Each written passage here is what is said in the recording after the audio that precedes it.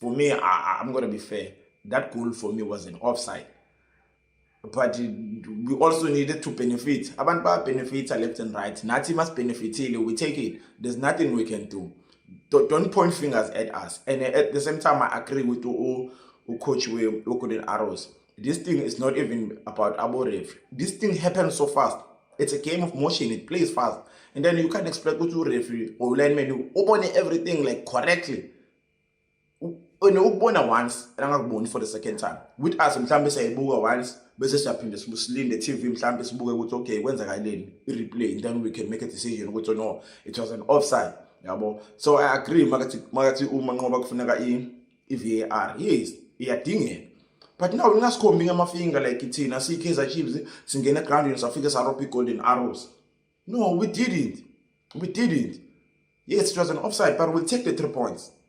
There's nothing we can do. 3 points, we're taking it. And then speaking of not taking anything away, the Golden Arrows, Bafetu, I don't think they had a bad game.